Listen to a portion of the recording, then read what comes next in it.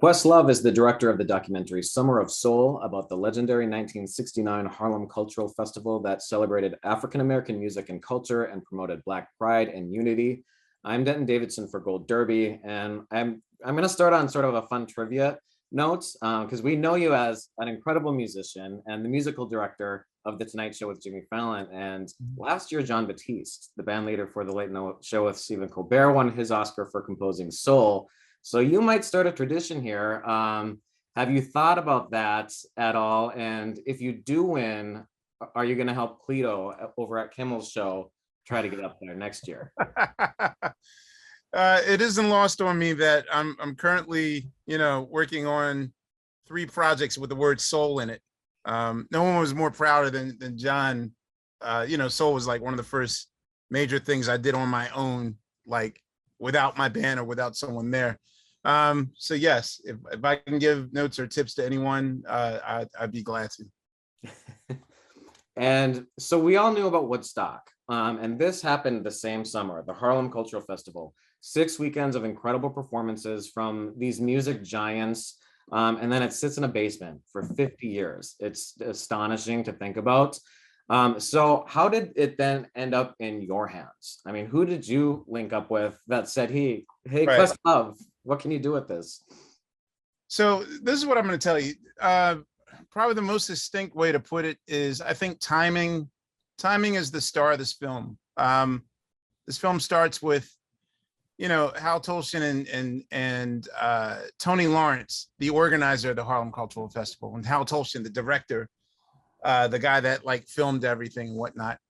They had a dream to one, heal a community who when Martin Luther King died, the whole there was such there was anger in the nation, cities were burning, and Tony Lawrence basically said, to keep this from happening year after year after year, because they don't know if people are still angry and the summer's coming and the summer was hot and it was such a nightmare.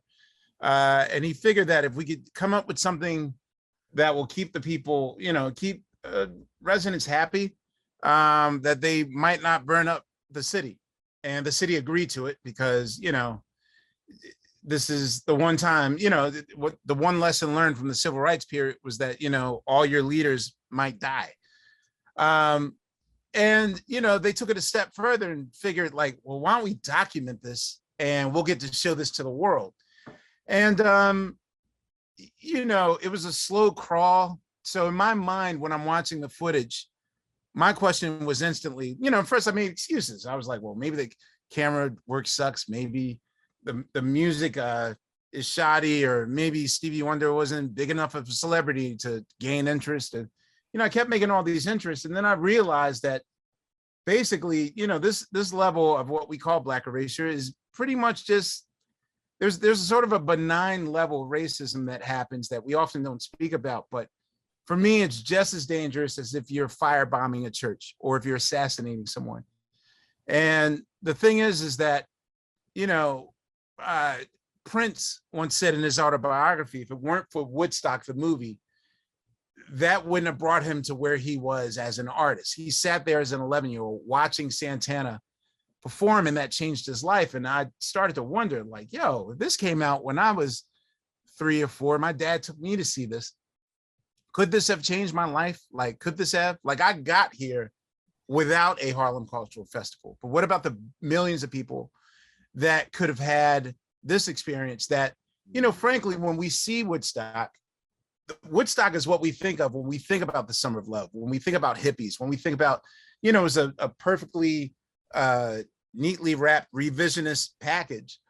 And, we weren't really allowed that space or that storyline. And so what I say is that 50 years later, as we're editing this film now, had this come out in 2018, 2019, this could have simply just wound up one of the more brilliant concept films that came out that no one talked about, a month after it was released. But what's happening is that, when we're editing in the summer of 2020, suddenly you don't know the difference between the footage that we're editing and what's happening on the news.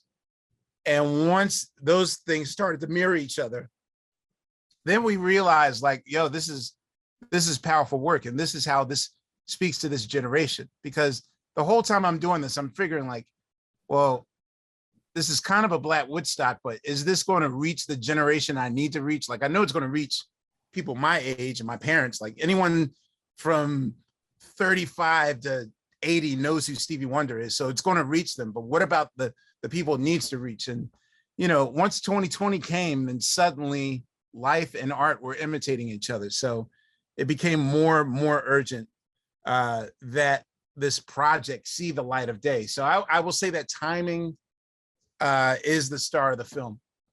Yeah.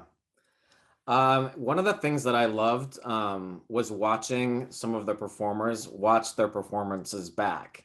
Marilyn McCoo was specifically very emotional. Yeah.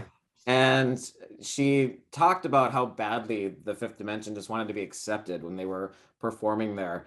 What was it like to sit down with some of these, you know, musical giants and get to watch them watch that footage back? All right. So the idea to have the camera, to have the monitor in the room while they watch it was really just to spruce up, to help people conjure up their memories. Because, you know, if you're a teenager in '69, chances are you're between 70 or maybe 90 now. And, you know, a lot of times I'm in situations where I ask someone like, yo, what was that like? And the answer might be vague, like, oh, it was fun, or yeah, long ago. So I didn't want to take any chances. So I wanted to have a camera there. And the weird thing is that our very first interview, who Musa Jackson, he's the intro and he's the outro of the film. He was 5 years old at the time. And I got to be honest, I was rather dismissive. You know, I was like, oh, God, you were like, what, 5 years old at the time? Like, what do you know? Like, what memories do you have? And the thing was, we purposely held back photos and footage and memories. Like, we didn't show him anything. We just like, okay, tell us what you remember. And his memory was so on point, and none of this stuff could be Googled, like the things that he was telling us. And then we showed him the footage, and then that's when the outpouring came. And I got nervous because, again, you got to understand, I'm a first-time filmmaker. So I'm like looking like, whoa, should we stop? Like, did I do something wrong? You know, I didn't want it to be like a Barbara Walters manipulative moment where I'm cutting onions and making people cry. However, a lot of those emotional moments that you see on the film, I honestly thought were off camera. You know, thank God we still let the cameras run, but because I didn't want to insert myself in the film in any way. I didn't want my voice to be on it or nothing. And, you know, so when I'm talking to Marilyn McCoo, there's a thing called code switching. And code switching is often a thing that Black people term, you know, when we come sort of equipped in the world of professionalism, we learn two languages. We learn Ebonics to communicate with each other, and we learn job interview, which is sort of like the means of survival, where, you know, and Motown acts had to do the same thing. They had to go to charm school, and they had to present a professional front, speak proper English, and yes, how are you today, and bow and curtsy. And even when you're watching David Ruffin, the fact that he has to wear a tuxedo in the middle of August, and it's a wool tuxedo, that alone should tell you the story of where we were, where our comfort was always second to being professional and coming in the name of, we're safe. And, you know, I asked her, you know, I made a remark off of what I thought was off camera. I was like, you know, in all the footage I've ever seen, the Fifth Dimension, I'd never seen you guys dance before. Like, I didn't know that you guys knew how to dance. And I didn't know that Billy Davis Jr. had a gospel growl in it. And that just set off at a sort of just a wave of emotion, where she said, you know, I got to be honest with you. And she would never be this open and honest in a interview setting, because she was already trained to just say the right things and to not make people feel weird. But she was like, I got to be honest with you. Like, this is the first time we ever just felt comfortable.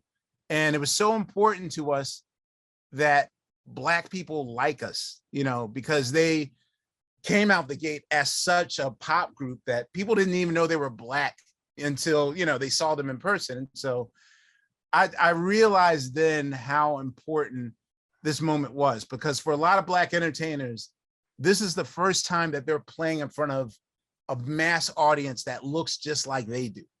Right.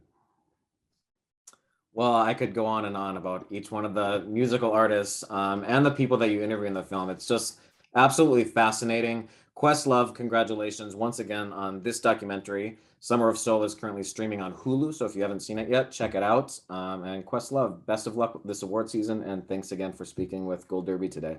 Thank you very much, Denton. I appreciate it. All right.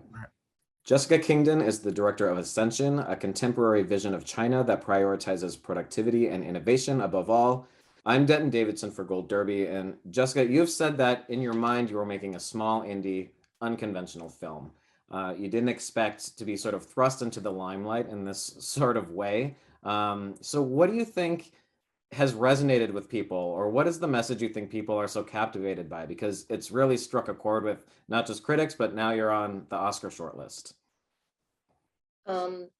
Yes, that's right. It's definitely a kind of reception that we didn't have in mind when we were making the film. I think part of it is people are interested in China in general today, given its relevance for everything really related to living, working.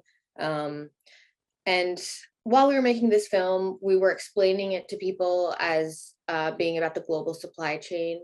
And I think, especially with the pandemic now, the global supply chain has taken on a particular relevance, and everyone kind of understands what we're talking about now when we talk about the global supply chain. But a few years ago, it was kind of like an abstraction.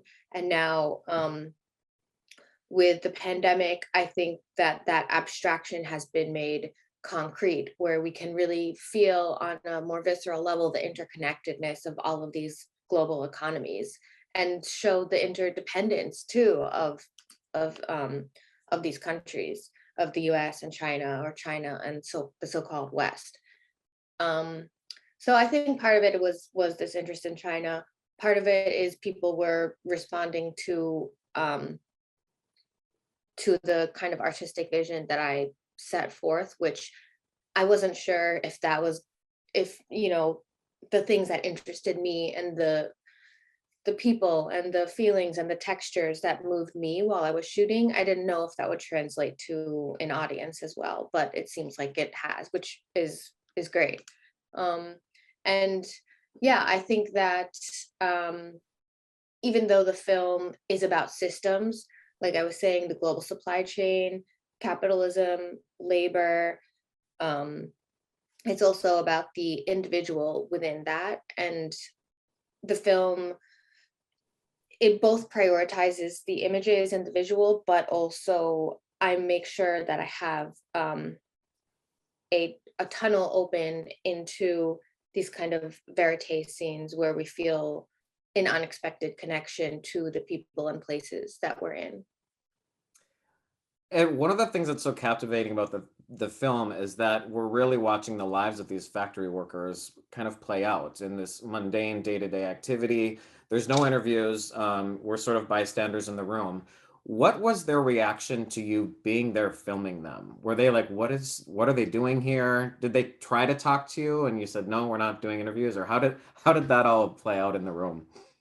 I mean, we were kind of the last things on people's minds because, everyone is very focused and has a goal, which is being at work to do whatever the job is that they're doing. And so we were kind of ancillary to whatever people are thinking about.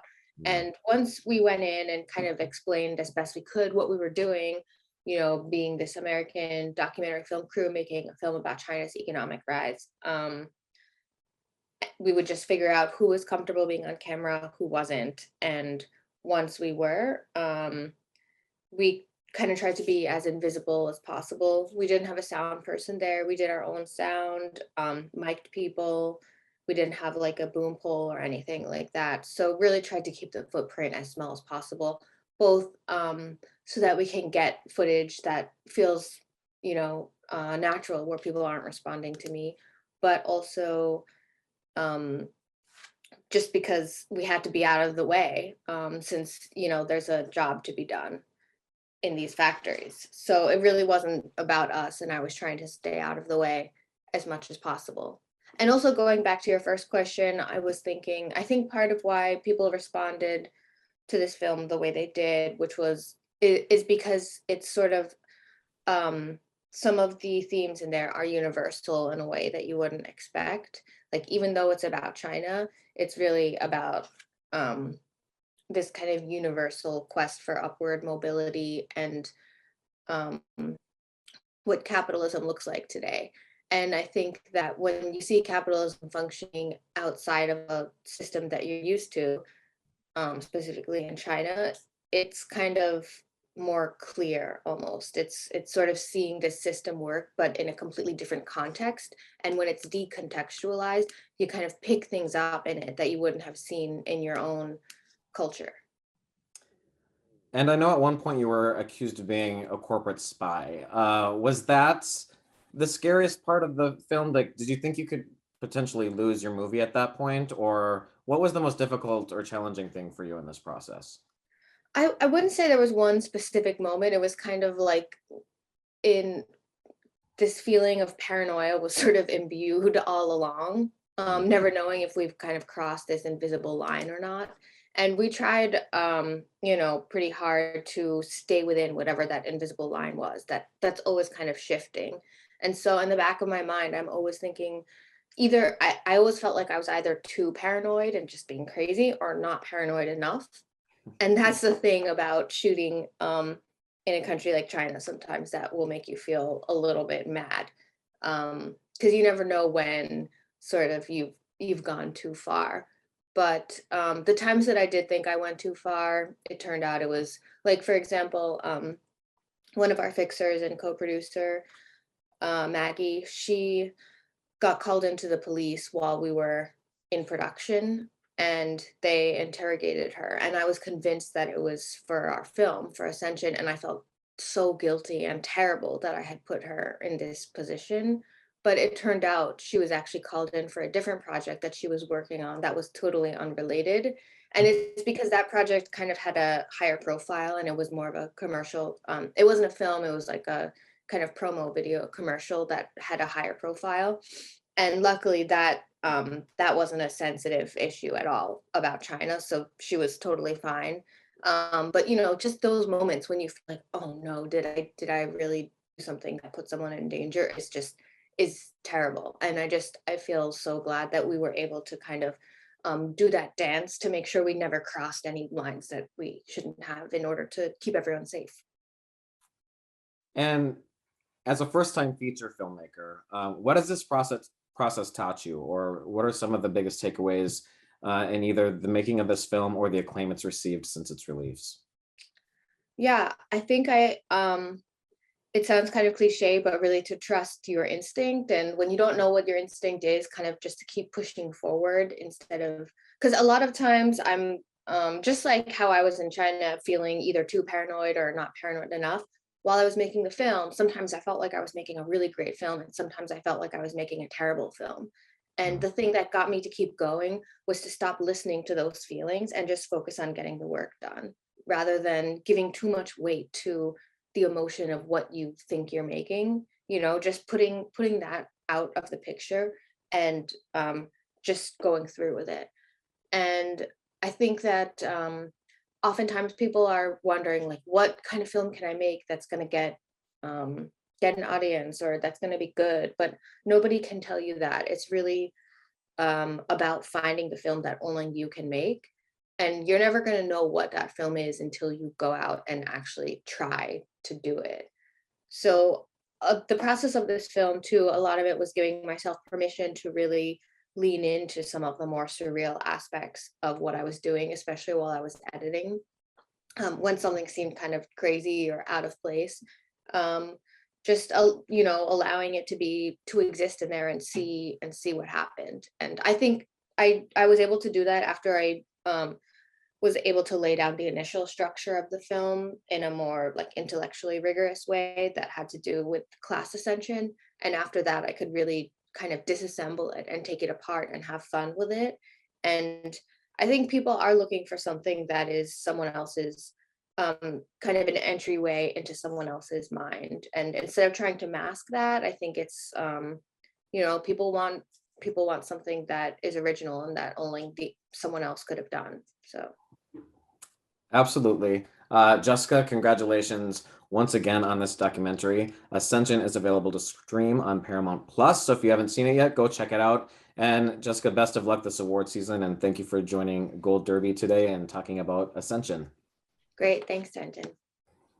Jonas Poher Rasmussen is the director of the documentary Flee, about a man, Amin, on the verge of marriage, which compels him to reveal his hidden past for the first time. I'm Denton Davidson for Gold Derby. So you've known Amin since you were teenagers, and you met on a train, and there weren't a lot of people that lived in Denmark that looked like him. So he sort of stood out to you, you've mentioned. How did that friendship start? And then at what point in his life did he sort of trust you enough to tell you more about his personal story? Well, our friendship kind of started at the bus stop. I grew up in this very small rural village in Denmark. And when I was 15, Amin arrived all by himself from Afghanistan and stayed in foster care with a family just around the corner from where I lived. And we started meeting up at this bus stop every morning, going to high school. And, there weren't a lot of boys my age in the village. So we just naturally started talking together and became very good friends. And I, of course, already back then was curious about how and why he had gotten there. But he didn't want to talk about it. And I, of course, respected that.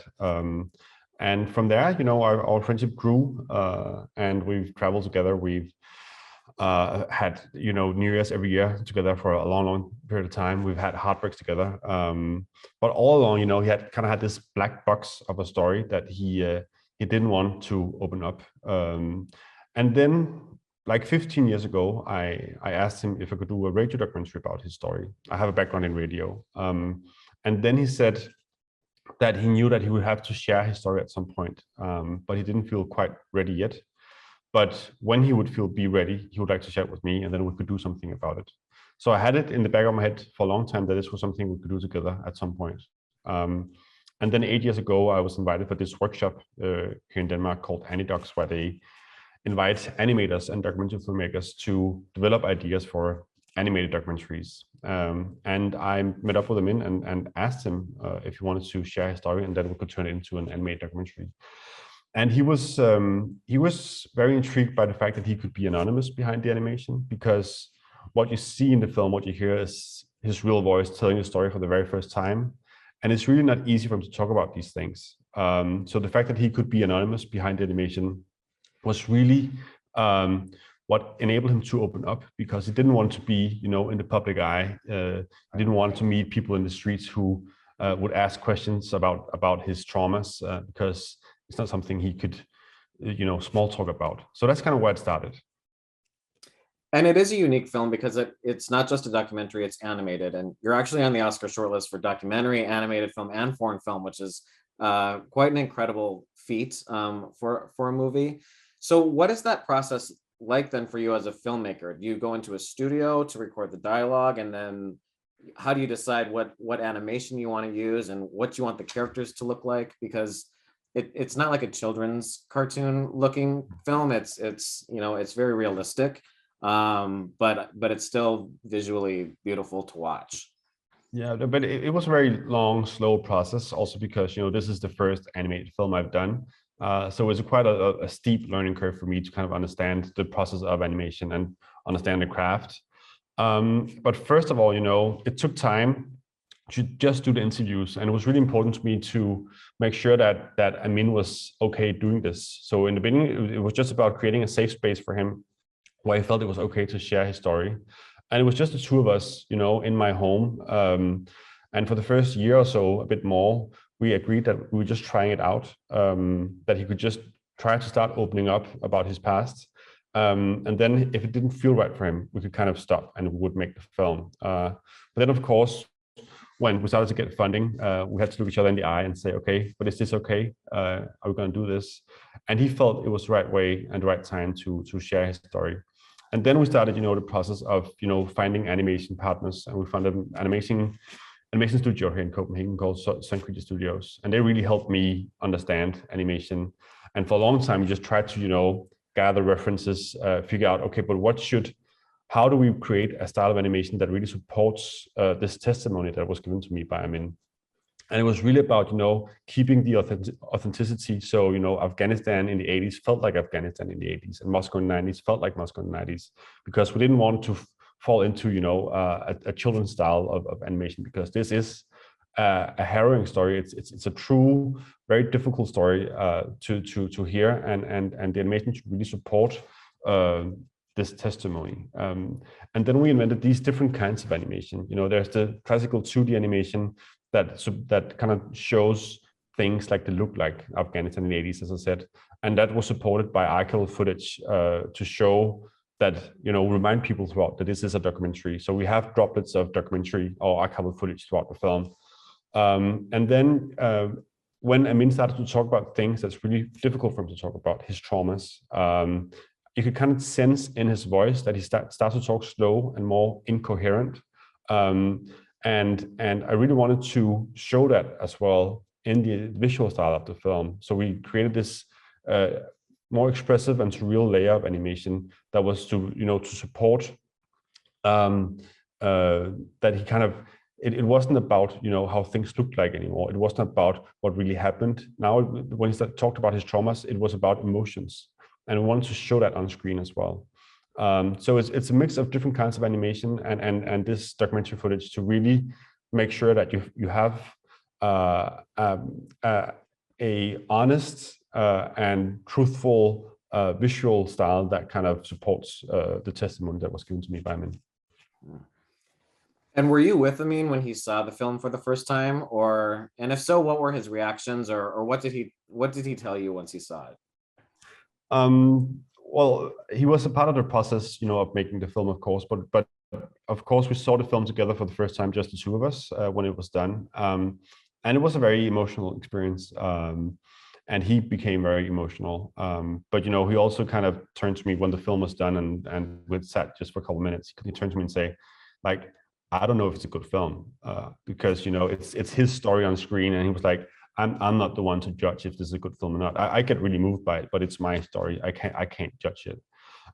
So when the film premiered at Sundance last year, and he saw the reception it got, and that people really could relate to his story, that was really important to him, because I think he was a little concerned that people wouldn't be able to relate, because he's kind of double marginalized, being both a refugee and gay. So the fact that now the film is actually getting an audience, and it seems like people really get affected by it, it really means a lot. And what did you mean for the title "Flee" to mean? Is it fleeing a country? Is it fleeing an identity? Is it sort of both of those things that he's encapsulating as a person?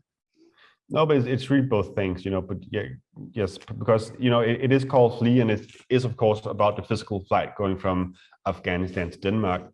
But, even more so, it's about this guy who's had to flee himself all of his life. Being a young gay man in Afghanistan and in Russia as well, he had to not talk about his sexuality. He had to hide his sexuality. And then when he arrived in Denmark, all of a sudden he had to hide his past. So all of his life, all these years, he had to hide parts of himself. He always had to flee parts of himself. So, it's really a story about someone looking for a place in the world, looking for a home where he feels he can be who he is, with his sexuality, with his past, and everything else. Well, Jonas, congratulations once again on this film. Best of luck this award season, and thank you for speaking with us today about your work on the documentary Flee. Thank you so much, Denton. Matthew Heineman is the director of The First Wave, a documentary following nurses, doctors, and administrators as they respond during the early months of the COVID-19 pandemic. I'm Denton Davidson for Gold Derby. Matthew, this is an emotional, gut-wrenching look at the impact the first wave of COVID had on healthcare workers and patients in New York. And my first immediate reaction when I was watching it was, how did you get in there so fast? And how did you convince hospitals to let you in there? And kind of see what was going on? Yeah, I woke up in early March, like everyone did, and was just terrified by this, potential tsunami that was about to sweep across our country, and just felt this enormous obligation to try to document this moment. We were so inundated with stats and headlines, and again, as we talked about before, I wanted to sort of put a human face to it. We were, clapping at 7 p.m. for our healthcare workers. We were talking about it as if it was a war zone, doctors and nurses on the front lines. We weren't seeing those images, and so I wanted to try to, not tell the story from the outside, but put people right in the middle of it, and humanize the experience of doctors, nurses, and patients in this, life-altering pandemic. And what was the relationship you were able to form with some of the subjects you followed like? Because they really open up and get pretty vulnerable and emotional throughout the process of some of your interviews and what they're going through. How do you develop that relationship and gain that trust with the people that you're speaking to? Well, I rarely did do interviews. It's an experiential film, and I wanted, in which trust is, the most important part of making a film like that, making a verite film. And when we started shooting this, we had no idea where this was all going to go. We were so naive in thinking that, this is going to last 2 or 3 weeks. And we were shooting sort of 16, 18 hours a day. Obviously that didn't, it continued. We ended up filming for 4 months, and we're still living with it today. But it was by far the hardest film I've ever made. It was an absolutely terrifying experience. And just every thing you take for granted in making a documentary, going to the bathroom, eating food, putting the camera down, these were all potential ways to get the virus or spread the virus. And so it was really, really complicated, emotionally, logistically, physically. And because it was all happening in real time, like you said, it's not like you had like a vision or a storyboard really to follow. You're going into this blindly, as you said, thinking, oh, this will be done in a few weeks. So when it's not, and it's still ongoing, how do you take your film and say, okay, we have to stop, like we have to make a film about something here, and we're going to cut it here and let it speak for itself? Yeah, obviously on some level it is a COVID film, but I hope that the film is about so much more. And it's about the power of the human spirit. It's about how human beings come together in the face of crisis. It's about racial injustice. It's about many things that we experienced over those 4 months. It wasn't really until the edit room, because I often start editing my films as I'm shooting them, that we came up with the title The First Wave. And it's the sort of first time in my career where a title actually had like editorial import, where every time we tried to, include a scene from after the first wave, because we kept shooting through the summer and the fall, it just didn't fit. And so in the edit room, came up with that title, The First Wave, and those are sort of our goalposts from March to April of 2020. But I can't say, while we're shooting, I knew exactly how this was going to end, because there's a lot of great stuff that happened afterwards. But it's sort of, having that discipline in the edit room to have that endpoint, and then it just so happened that all of our subjects and participants in the film had very natural story arcs over that time.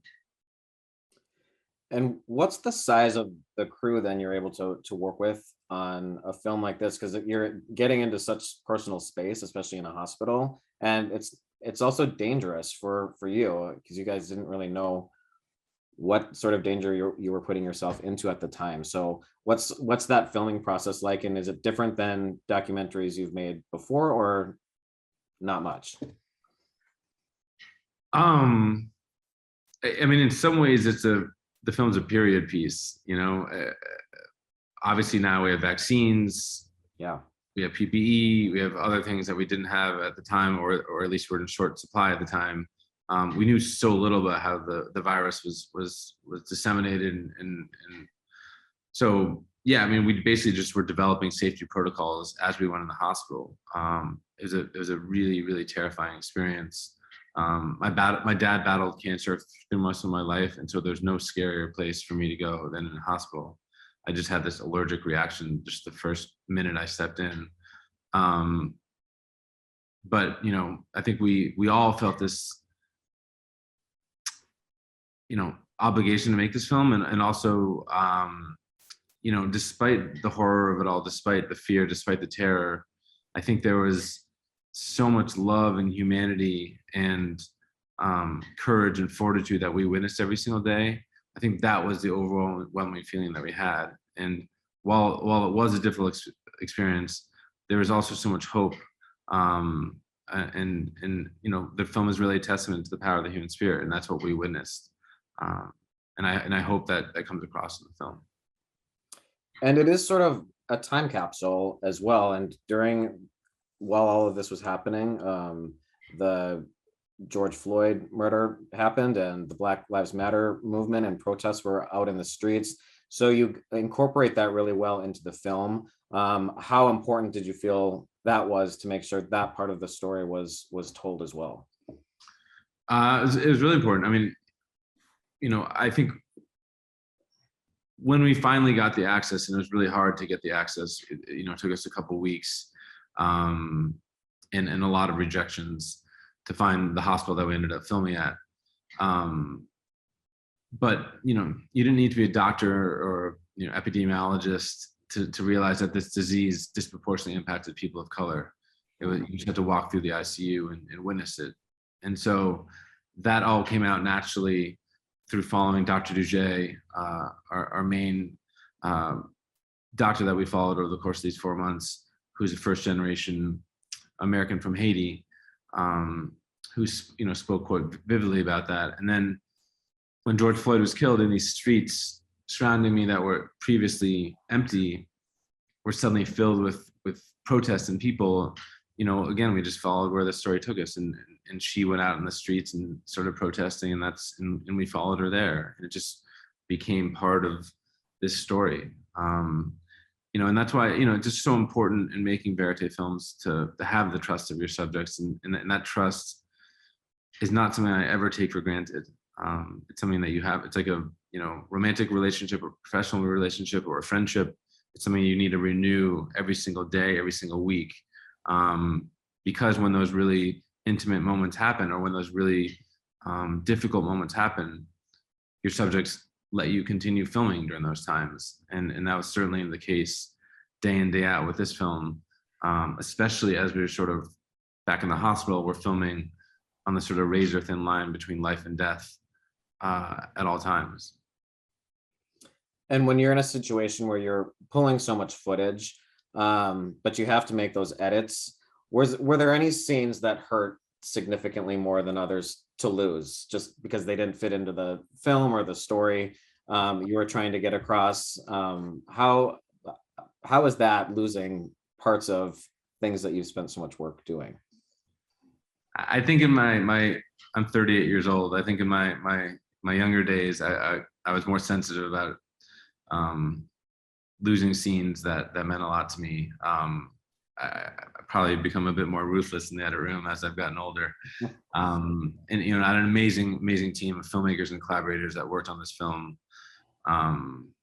So yeah, I think there's definitely, you know, a lot of great stuff that's on the cutting room floor, but I think, you know, we knew that this was very difficult subject matter, and that the pacing of the film was really important, because I wanted people to watch. I wanted people engaged with it, even if it was difficult. And so that was, you know, really, really important. And as a documentary filmmaker, what was your biggest lesson or takeaway from this project, if you could think of one? Many things. I mean, I think going back to a question you asked before that I don't think I answered is, you know,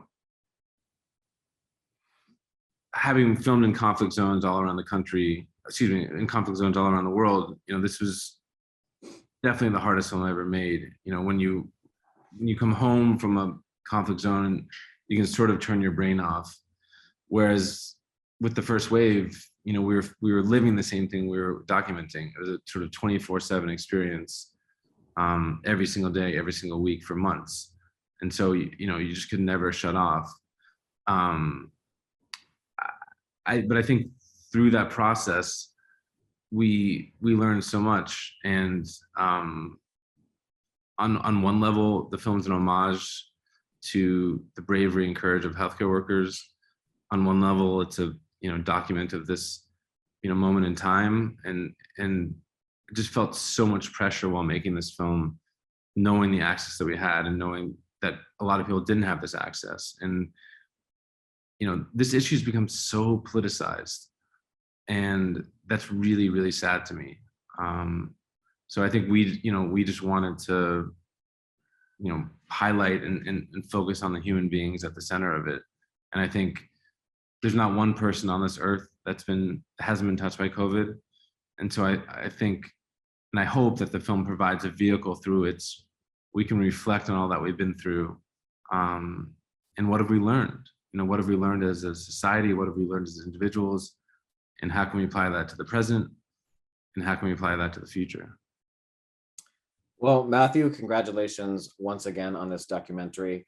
The First Wave is currently available to stream on Hulu. So good luck throughout this award season. And thank you for speaking with Gold Derby today about your work on The First Wave. Thanks so much for having me. Nanfu Wang is the director of the documentary In the Same Breath, which details how the Chinese government turned pandemic cover-ups in Wuhan into a triumph for the Communist Party. I'm Denton Davidson for Gold Derby, and Nanfu, you were well aware of how whistleblowers and that sort of people speaking out publicly against the Communist Party in China can be targeted. What made you want to charge forward with this film anyways? Well, actually, the film shows how in both China and the US that how people criticize the government, criticize the response could be targeted. Although it was a shocking thing that only revealed to me by March. And when I started making this film in January, when the outbreak first started in Wuhan, it was driven by a very deep, I think at that time, outrage and sadness, and seeing how what people were going through in Wuhan and what the government was telling the world.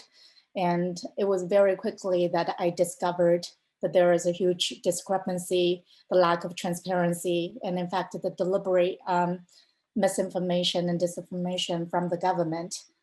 So to me, at the time, I wanted to make a film because I wanted the world to be able to see the real reality in Wuhan. And as I was making the film, and shortly after that, by March, the outbreak reached to the US.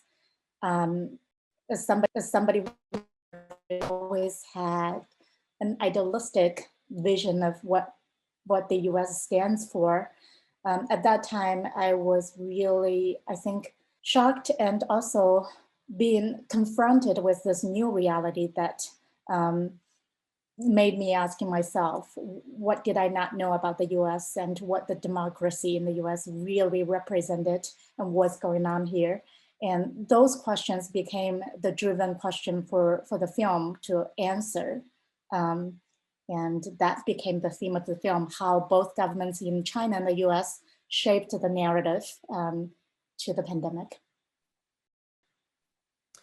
Yeah, and the footage you have was taken by various people who admittedly had different reasons for wanting to work with you. But what you end up with is incredible.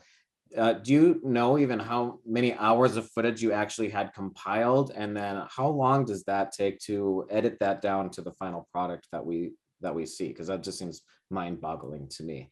So in the digital editing world, it was interesting because I never knew how many hours. It's like I never counted, but it's like 25 terabytes of footage. And we had 20 cinematographers filming, more than 10 of them in China and all the states, multiple states in the US. And we were filming nonstop, and the editing process was also simultaneously as the shooting was happening. So we built a platform where cinematographers could upload their footage the same day when they filmed it. And within hours, I would receive the footage and we will be just editing into scenes. And the editing took place from February, till December, and that was also the same time that we were filming as well. And there's a heartbreaking footage of a father visiting his son. That's one of the scenes that really stood out to me. But he mentions that his son was infected in December of 2019, a month before the outbreak was announced. Is that when alarm bells sort of went off for you in terms of thinking something isn't exactly right in terms of the timeline and what we're being told? I discovered that something was wrong in January. And I think like a lot of people, that in December early stages when the government said everything is fine, and in China, which was when they punished the doctors who alarmed people that something was going on. We didn't know that at the time. And by January, when I noticed that the government was censoring information on the internet, that's when we went to look for documents, information, people who have gone through it, to piece together when the government knew the information and when they discovered the virus and how much they knew. And quickly, we realized that they had known it, at least in December, if not earlier. And those are from a private lab who tested the virus and sequenced it on December 26th. And a clinic who, we got a lot of the surveillance footage in the clinic. The clinic owner had the same patients in December, and the clinic owner tested positive on January 1st, and none of those information was known to the public. And then you have some interesting comparisons to how America responds to the virus when it gets here, which is not much different than how China responds, unfortunately. And there's a lot of people out in the streets that didn't take it seriously. But you said you could relate to that, which I found interesting because your own mother tried to warn you about what was going on and you brushed it under the rug because the CDC was saying what it was saying. Can you talk about that and, sort of that trust that was then lost in the CDC and various health organizations that keep sort of shifting where they want people to go? Yeah, so in the film we've seen, and I think if people still remembered in March, February and January, from the government and the CDC, there were a lot of changing guidance and policy. And all the way till March, we were told that there is no need to wear a mask when you're outside or when you just go out. Mask doesn't stop it. And that was when my mom, who lives 300 miles away from Wuhan and who experienced it in January, and called me and I said, hey, wear a mask. And I told her, look at the scientists in the US, which I trusted. And they said no. And of course, by late March, it was revealed that none of those was correct. And later, when I interviewed a lot of healthcare workers in the US, what surprised me was how early they had raised questions. They tried to sound alarm, and the treatment that they had received was either being fired or being punished, similarly as the healthcare workers in China. And those started becoming the themes and the patterns that I had seen in the two countries' response to the outbreak, which both prioritized preserving its image over protecting people and public health. Well, Nanfu, congratulations on this harrowing and eye-opening documentary. Best of luck this awards season. In the Same Breath is available to stream on HBO Max. And Nanfu, thank you again for speaking with Gold Derby today. Thank you. Julie Goldman is a producer of the documentary The Velvet Underground, which explores the multiple threads that converge to bring together one of the most influential bands in rock and roll. I'm Denton Davidson for Gold Derby. And Julie, what initially drew you into this project to make you feel compelled that this story about the Velvet Underground had to be told with director Todd Haynes? Sure. Hey, Denton, it's really nice to meet you. The original approach to us was David Blackman, who runs Polygram Films for Universal Music Group, had developed the film. Laurie Anderson actually she brought the Lou Reed archives to the New York Public Library and then was in conversation with Universal. And in combination, David was able to say, well, I think it's time for this documentary to be made. Are you open to this? And she said, yes. And they talked about directors, and Todd came up, of course.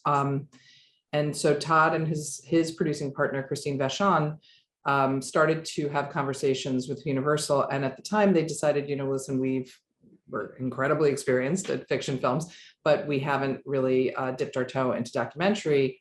So they wanted to bring a documentary company on board to partner with. And I got a call from David, and he said, Todd Haynes, Velvet Underground, this is something we are all, my producing partners, Chris Clements and Carolyn Hepburn and I, are all big Velvet Underground fans. We're all lifelong New Yorkers. We're all Lou Reed fans, John Cale fans. I mean, it's kind of like, the dream project that you kind of have delivered to your door, which is a very rare thing to happen. And we're all huge Todd Haynes fans. So the idea of being able to do this together with him was really a dream come true. And the fact that, Todd, his whole approach to this was something that we really liked from the start. We all went out to lunch and we talked about it, and it was very clear from early on that he really wanted to have the film take place kind of as much as possible, and actually ended up being completely so, from the voices and the interviews and the experiences of the people who were there at the time. So we didn't interview people who were like, bands who were influenced ultimately by the Velvet Underground. In fact, it wasn't a kind of typical music documentary in that way. We did have Jonathan Richman, but it's because Jonathan Richman, as a very young man, kind of had his formative youth spent going to Velvet Underground shows and befriending and being taken in by the band. So it was very organic in that way. The other part to it that was going to be a real challenge is that there's no real archive, no substantial archive at the time, from that time, of the band. So it was really going to be through the Andy Warhol films, the avant-garde films, the films from Jonas Mekas and anthology film archives. And it became a very big and massive kind of undertaking to look at the archive from the time. Yeah, that actually leads to my next question, because in the early parts of the film, we see this footage shot by Andy Warhol, and it feels like Lou Reed and John Cale are just like staring at us as we see sort of these avant-garde films taking place next to them. And it is like they're telling their own story. It's fascinating to watch. How excited were you when you saw, that screening for the first time and realized, what was happening on screen, and how these two worlds are sort of coming together, of this Warhol film and the avant-garde stuff? Well, we knew about the screen tests. I had actually seen screen tests over the years at various Warhol exhibits. I mean, certainly I remember going up to Dia at Beacon and going to this basement and just watching one after the other of all many screen tests that he had. I didn't realize how extensive the ones that he had done with the band were going to be. But what happens, we all trekked down to Pittsburgh to the Warhol Museum, and we had this kind of incredible, the museum was closed for the weekend, and we were there kind of behind the scenes with, white gloves, going through the archives with them and looking at what they had. And they opened that up. We knew that doing a deal with Warhol Museum was going to be a very important part of what we're going to need to do to be able to get this incredible archive. So when we saw those, we knew that was like, Todd was like, screen tests right away. And then, but to have them put in and become kind of the one half of the screen and have the story unfold on the other side, when, John Cale or Lou Reed are looking at you directly, like completely focused on what feels like you. Yeah. It's an incredibly different experience, because suddenly you're drawn in as a viewer in a very different way. And it feels like an immersive experience. And I was reading somewhere that we don't even actually hear the Velvet Underground's music for the entire first hour of the film, which I didn't even realize, because the imagery and sound is so well edited together. Can you talk about, what the editing team was like, and what their process was, and how they worked with Todd Haynes? Yeah, so the editors were Adam Kernitz, who worked out of our office at Motto, and Afonso Gonçalves, who is Todd's regular editor on his fiction films. Adam and Fonz had worked together with Jim Jarmusch on his Stooges film. So they had done that documentary before. And we were really excited. And Adam is just this wonderful, very like kind of serious seeming presence, but goes in and he just is working, and then he'll like kind of come out and be like, I have something really special here. So for the first period, it was really Adam kind of putting everything together in conversation with Todd and with Fons. They were actually making Dark Waters, and Fons was cutting it. So we kind of started, we did all the interviews and we were gathering material, and Adam had his months then to kind of put everything together in some fashion that he was really comfortable with. And something that he did that's really interesting is he almost did like an avant-garde version of editing, where he would let, you know, the kind of the audio play out and then just start to kind of almost randomly, but not, put in the different pieces of the archive to it in a way that was an experimental fashion, which is really interesting because it fits so well with the film. And that's, I think, what people respond to without realizing it. And we didn't even realize it at first when we were seeing it. We're like, wait, how is that working there? So that was one part of the editing I thought was wonderful. And then when COVID really hit, Todd and Fons went to an edit room in LA, and they were like the only people there actually. And they were editing there. Todd had a station. So it was the three of them working. They were all remote, but those guys were working together. Adam was back in Brooklyn. And that's when the really kind of beautiful crafting and shaping took place.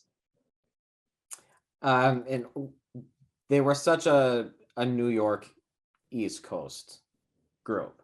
And one of the lines that I thought was funny that made me laugh out loud was Mo Tucker, and she said they hated the hippies and the California hippies with the flowers in their hair, and she's like, why don't they just go do something? Do you think that was based on the geography in the times, or was that just them, that group's personality of being sort of more brash, or a combination? Yeah, I mean, because I think they were kind of no BS people, you know, and you know, I mean, their story is incredible. I mean, the band came together for a few years, and then, you know, they're like, lose an accountant for his father afterward. And, you know, Mo is working at, you know, retail, you know, so they really were not like these kind of, you know, erudite superstars. They were real artists that came together and were just like there was no falsity to it. So I think in that way, there was also like Long Island, New York, but John Cale was from Wales. So he had it was like kind of like this working class ethic and this way of coming together, making it about the music, about the art, that was very focused, and not, I think, what Mo would feel is kind of like, you know, a little, you know, airy in the way of experiencing it. I mean, I love that when they go to LA, I always love that part, because when they're in California, it's just the culture clash is amazing. But yeah, I mean, it was very New York. I mean, it's very downtown. It was the factory. It was the avant-garde and experimental film scene. I mean, Jonas Mekas, it's what, you know, Barbara Rubin, Jack Smith, all of these really cutting edge experimental filmmakers. And it's kind of where Anthology Film Archives was born as well. And then I also love the part where they said they had to, at the beginning of their group getting together, they had to change their name over and over because no one would hire them twice because they were so bad.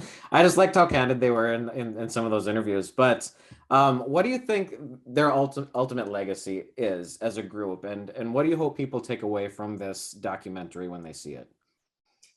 I mean, I think they have been cemented as incredibly influential on band after band after band. I mean, you know, it's the you know, I think it was like Brian Eno who said, you know, maybe they sold 1,000 albums, but every one of those people who bought one went out and started a band, or 10,000, you know, whatever it was. It's really, they had such a different sound, such a different energy, and they sparked something in you know, bands from, you know, Modern Lovers to the Pixies to on and on and on and on. I think that's one thing that's very much part of it, is like, you know, that's why people still love it. I mean, it was a real, like I said, a short time, but it made such a difference in the kind of musical landscape. And I hope that people can watch this film and appreciate the creativity, the artistry of that time, the kind of freedom of that time, of trying to come together and make something that was going to be different and special. And that's, to me, why it stands now. Well, Julie, congratulations on this film, The Velvet Underground. It is available to stream now on Apple TV Plus. So if you haven't seen it, go check it out. And Julie, best of luck with the upcoming award season. And thanks for speaking with Gold Derby today. Thanks so much. Great to speak with you today. Welcome to our Gold Derby Film Documentary 2 panel. I'm Denton Davidson, Senior Editor for Gold Derby, here with Questlove, Director of Summer of Soul, Jessica Kingdon, Director of Ascension, Jonas Poher Rasmussen, Director of Flee, Matthew Heineman, Director of The First Wave, Nanfu Wang, Director of In the Same Breath, and Julie Goldman, Producer of The Velvet Underground. Thank you all so much for joining us. First of all, it's great to have all of you here together to discuss your films that have been celebrated throughout the year. Each of them has been shortlisted to be eligible for Academy Award nominations this year, so congrats on that. Only 15 made the list out of so many, and 6 of you are sitting right here. So I'm thrilled to be with you. My first question is, how did you each find out you made the cut for this shortlist? And what is that feeling like to be recognized in this way and now sitting here with your peers? I'll start with Questlove. You know, I'm pretty much up around 5 or 6 in the morning. Since the pandemic, I've been meditating. And the thing is that if I meditate with the, and I forget to put my airplane mode on, oftentimes calls can come and interrupt whatever YouTube, channel I have on. So I was reminded that morning that today was the big day, and then I airported it. But I didn't want to be the person that like checks every 12 seconds to see what happened. So, I had a routine day. I went to my job at Late Night with Jimmy Fallon, and we start taping around, in the afternoon. So when I got off stage and saw enough exclamation points and a bunch of text, then I realized that, okay, we made the shortlist. So that was good news to hear. And Jessica, how about you?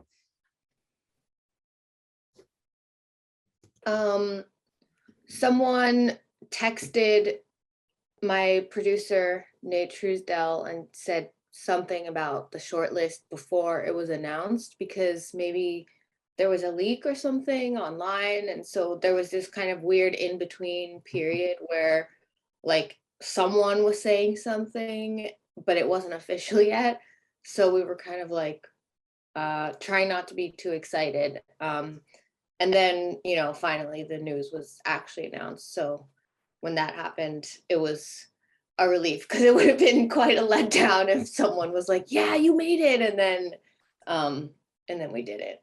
So yeah, and it's like Questlove was saying, it's really cool to be here with the same group of people and see everyone. And now I've finally watched everyone's films, which are incredible. So it's just great to be in such company with these people. And I also, the thing that happened when we got the shortlist is, even if we don't get nominated, I feel like making it this far is incredible, and it's not something that can be taken away now. So just, making it here is great for me. And Jonas, how about you? I was at my mom's place having dinner, and there was a bit of time zone confusion. So we kind of had gathered the team on Zoom and kind of waiting for the announcement. But then, because we're 9 hours apart, something went wrong. So we were kind of waiting and nothing happened. So people kind of left again. And then all of a sudden, I got a call from my producer saying, okay, now it's happening. And I kind of went, on the local news. And because Denmark is such a small country, so it's quite a big deal when a Danish film gets shortlisted. So it was, in breaking yellow on all the newspapers and stuff. So it was quite the experience, and I started to get texts from all my friends. So it's really amazing, and I could just echo what's being said about it's just an honor to be in this company, and it's so good to see you all again. So yeah, it's been a ride. Matthew, what was your experience?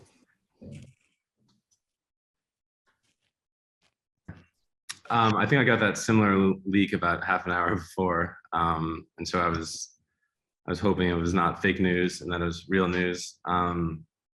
Yeah, it's just a huge honor to be amongst this incredible group of films.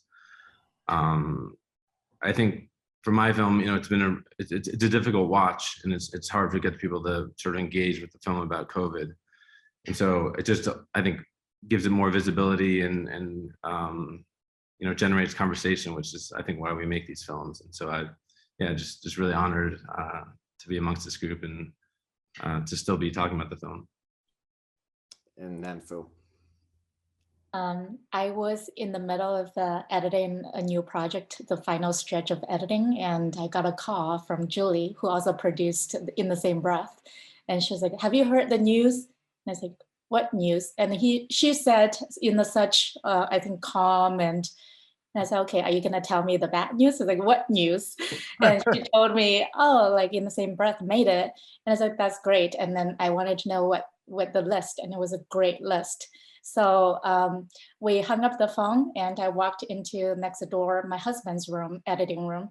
He and I co-edited in the same breath, and he's also editing the new project that we're working on together. So I walked in and I said, "Hey, in the same breath, just made the shortlist." And he was still editing with headphones on, and he turned around, "Oh, okay." And then he went back to his editing. And I felt embarrassed. I was like, okay, it is not a big deal, because we were in the midst of figuring out, struggling of the edit. So I came back and went back to editing. Motivation to keep And working. he was more enthusiastic, right, after that. After that, like half an hour later, he walked in. He's like, "I'm so sorry, I apologize. I didn't react more enthusiastically now." And Julie, how about you? Well, I mean, just to echo what everybody said, also, I mean, some of us are also in the documentary branch, and there was a lot of pride seeing that list, because it was a great list this year, and so many wonderful films. And yeah, it was a just thrill and an honor to be among them. But I can solve the mystery also, which is that the Academy put up on its press release site without announcing the list. And one of the publicists, who probably represent a lot of us, was like clicking on that all the time ahead of time, and it found out that way, and it was before the announcement. So that's how we found out. And another thing I wanted to ask is, you all have your own unique path into documentary filmmaking. And I'm curious to learn, what was that push for you that got you into wanting to make documentary film? And also, what kind of subject does it take to grab onto you that makes you want to put in the time and effort? Because it's a lot of work to say, I'm going to put everything into this and get this film done. We'll start with Questlove again. In my very specific situation, I'm dealing, for the very beginning, yes, it was like, hey, like Questlove's going to work on a film. This is my directorial debut. But once I actually got the footage in my possession, all of that went out the window. And, I still don't feel like this is more or less my platform, more than I feel like this is my chance to restore history. Because, especially where I live in the United States, Black erasure is kind of very commonplace. Like, it's as commonplace in American as apple pie. And so the weight of I have the one chance to go at bat, and I better grand slam this out the park and restore our history, our lost scrolls. That was heavy on my mind. And yes, it was also on my mind that I was a first-time driver doing this. But for me, it was way more important to see this as a chance to restore erased history, because I didn't know about this. Like half the world didn't know about what happened in Harlem in 1969. And the fact that it mirrored exactly what we were living in 2020 made it even more urgent. So that's the sort of the mind state that I was in. And Jessica, how about you? For me, it was really a slow kind of climb up until, not to make a pun, because the film's called Ascension, I just realized. Anyway, it was, slow march up until getting to this point of making this film. For a long time, I've been wanting to make films, and I still feel pretty genre agnostic, whether it's narrative or experimental or documentary. I was kind of interested in all of it. But as I became more exposed to different types of documentaries and saw more and more unconventional documentaries, I started to believe that maybe there was a place for me in this industry, and that this is something that I could actually pull off in a way that I wanted to. So in terms of being able to commit to a project, you're right, it is such a huge commitment, and the way I did it was tricking myself into it. It just would have felt way too high stakes and high pressure if I had gone in thinking I was going to make some, a film that took 4 years and on such a large scale. So it was kind of baby steps, and along the way I kept telling myself I'm making a B movie. That's what my friend told me. She was like, just finish it and tell yourself you're making a B movie, meaning like something that's not that good. And that's kind of what got me through being able to finish it and make it. And Jonas. The first film I made was about my grandfather, who was a quite well-known poet here in Denmark. And when he passed, the whole family kind of gathered in his house, and we were in the house kind of looking for the will and sorting out things, all kind of practical things. And in the search, I found these old VHS tapes with like all short films that he had done back in the 50s and 60s. And instead of still searching for the will, I kind of sat down and looked at these films. And this world just opened. I thought I knew my grandfather, but I realized I didn't. And I think that's really a key moment for me in kind of my curiosity about these hidden stories and trying to open up these stories to myself and to the world, and really, trying to understand why people act like they do. And I think that really started at that moment, sitting in that chair and understanding that I didn't really know my grandfather. And there was this whole life that I knew nothing about. To me, he was always, just the grandfather who had a bunch of sodas in the fridge that I could always drink, and who gave me a bit of money when I met him. So that was really the moment. And I really enjoyed the process of making the film. I know it's long and tough, but just the dialogue you have with your creative partners, I really enjoy that process. And Matthew. Yeah, I sort of stumbled into it. I studied history in college. I got rejected from Teach for America. Most people then asked, they didn't know you could get rejected from Teach for America, but I was one of the lucky ones, and decided to go on this sort of journey across the US to try to understand what our generation's about. And I bought a video camera. I raised just a little bit of money, and that was like my first film. Is my film school. I taught myself as I went, and through that process fell in love with filmmaking. And it's just such a privilege to do what we do. And I think sort of looking back at all the films that I made, I guess what unites them all is sort of taking these big amorphous subjects that we're sort of inundated with or plastered across headlines, and to try to put a human face to it. And that's certainly what I tried to do with the first wave. Nanfu. So I grew up in China. I came to the US in 2011 when I was 26 to attend graduate school. At the time, I wanted to become a journalist, writing about China, going back to report. And I quickly realized after first week of grad school that it was very theoretical, that we study quantitative audience research, and it wasn't something that I wanted to do. So I asked several professors if I could sit in the more practical freshman and the sophomore class in video production. And one of the classes that I took was documentary. So we watched some of the documentaries, and it was the first time in my life that I ever watched documentaries. It really had a huge impact in me, because in China, now the industry has grown a lot, but when I grew up and before I left, it wasn't really available for people to watch.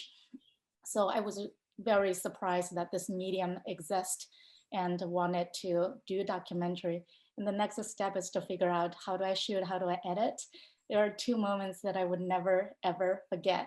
One is I went to the school's equipment room to check out a camera. And it was the first time I hold a DSLR. I took it back to my room and I pulled, I couldn't figure out how to get the lens off to switch. I didn't know there was a lens release button. And it was like, I was panicking for an hour thinking I'm gonna break this. And the other moment I was in a video production class 101, the instructor asked if everybody can watch a video and raise their hand when they see a cut. So every 5 seconds, the entire class like went up hands, and I was the one. I was like, what are they seeing that I'm not seeing? What is a cut? And I was extremely embarrassed. I wanted to fake, but like wanted to see everybody's raising the hands, and it did. But anyway, from then on, my dream project at the time is to make a film about healthcare in China, because my father died when I was 12, and that was what I think shaped my personality and life trajectory. And for one or another reason, I never made that film until when COVID happened, and then I made it in the same breath. So part of it, when I started this project, I felt it was not exactly the film that I had dreamed to make, but it is about the healthcare system and the government's corruption. So part of it, when I was making it, I felt it was dedicated to him and the part that I wanted. And so I was able to make a scene about my dad in the film, and I felt extremely proud and felt like I achieved when I first started to become a filmmaker. And Julie. I've been producing documentaries for over 20 years, so it's kind of hard to remember. I would say, you know, I produced a lot of different things, and at some point I was like, I don't want to be kind of beholden to actor schedules for fiction. I don't want to be producing gigapet commercials at all. Things like that kind of made these decisions. And what I kept coming back to was documentary, which I really did love. And I think in terms of, you know, kind of the films that, you know, how you make decisions, there's alchemy involved in it, but there's also like wanting to work with really incredibly talented storytellers. That's, you know, we've made a couple of films with Nanfu, and when we come back to filmmakers often who we work with a lot, like Roger Ross Williams, or, you know, there's, you know, many filmmakers that we kind of are like continuing these relationships with. And then it's the story, it's the access, it's generally like if your heart beats faster. So for instance, when we got a call from David Blackman at Polygram saying Todd Haynes wants to make his first documentary and it's going to be about the Velvet Underground, it was like, you know, my heart kind of went out of my body at that moment, because it was like putting so many things together that I could just see would be incredible. And Todd kind of having made these films that touch on music that I had loved, you know, like I'm Not There and Karen Carpenter film, you know, I just knew this was an incredible artist. And also that this story it was like that kind of thing of like, who should be able to make this story? He should, you know, who should be allowed almost to tell this incredible story.